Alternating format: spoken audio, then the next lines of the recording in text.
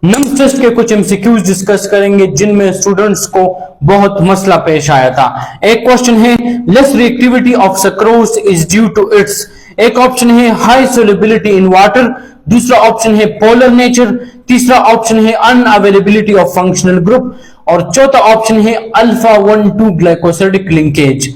अब इस क्वेश्चन में स्टूडेंट्स दो ऑप्शंस में कंफ्यूज थे, एक अनअवेलेबिलिटी ऑफ फंक्शनल ग्रुप और दूसरा अल्फा 1,2 ग्लाइकोसिडिक लिंकेज। क्योंकि ये दोनों ऑप्शंस करेक्ट है, लेकिन इसमें एक ऑप्शन ज्यादा अप्रोप्रिएट है और दूसरा ऑप्शन पार्शियली करेक्ट है। देखें, सक्रोज जो है ये एक डाइसेकेराइड है और ये दो मोनोसेकेराइड यानी ग्लूकोज और फ्रक्टोज से बनता है। अब ग्लूकोज और फ्रक्टोज का जो फंक्शनल ग्रुप है यानी कार्बोनाइल ग्रुप वो हाईली रिएक्टिव है, लेकिन इन दो मोनोसेकेराइड्स के बीच में जब ग्लाइकोसिडिक बॉन्ड बनता है तो ये ग्लाइकोसिडिक बॉन्ड इन दोनों मोनोसेकेराइड्स के इस हाईली रिएक्टिव कार्बोनाइल ग्रुप को इन्वॉल्व करता है, जिससे होता यह है कि सक्रोज की रिएक्टिविटी रिड्यूस हो जाती है। तो ये जो तीसरा ऑप्शन है अनअवेलेबिलिटी ऑफ फंक्शनल ग्रुप, ये करेक्ट ऑप्शन है, लेकिन functional group is unavailable because of glycosidic linkage. तो अनअवेलेबिलिटी ऑफ फंक्शनल ग्रुप ये वाला ऑप्शन पार्शियली करेक्ट है, जबकि alpha 1,2 glycosidic linkage this is the most appropriate option to be marked. तो option number D alpha 1,2 glycosidic linkage this is the primary reason of the reduced reactivity of sucrose. तो option number D is the correct option. Next question है sucrose is used as a transport carbohydrate instead of glucose because, एक option है it is a disaccharide, दूसरा option है it is non reducing sugar, तीसरा option है it is soluble in water और चौथा option है it does not change osmotic potential of water. देखिए, सक्रोज जो है ये एक नॉन रिड्यूसिंग शुगर है जबकि ग्लूकोज रिड्यूसिंग शुगर है।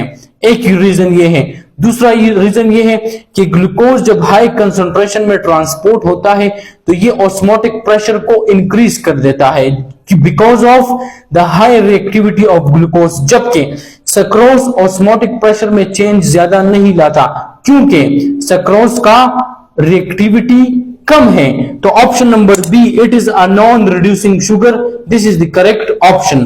नेक्स्ट क्वेश्चन है follow the route of pepsinogen secreted by zymogen sales.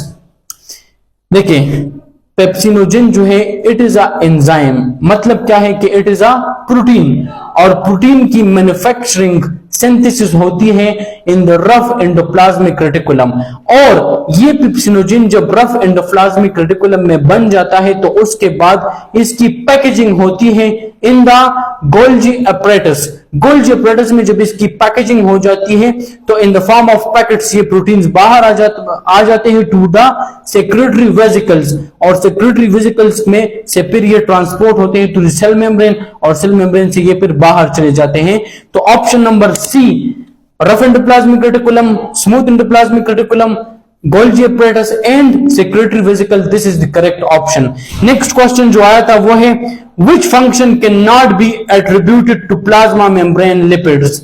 इन चारों में से जो एक function that is not attributed to plasma membrane ये है control of metabolic reaction across the cell membrane। Option number C is the correct option क्योंकि this is the primary function of proteins यानी enzymes and transporters.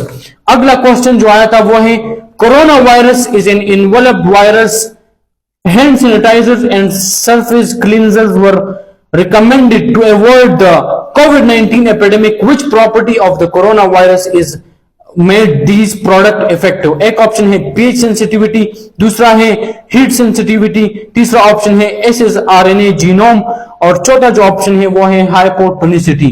The correct option is option number A यानी pH sensitivity। इन products के जो pH होते हैं वो virus के viral envelope और वायरल प्रोटीन से इंटरफेयर करते हैं। तो option number A pH sensitivity is the correct one.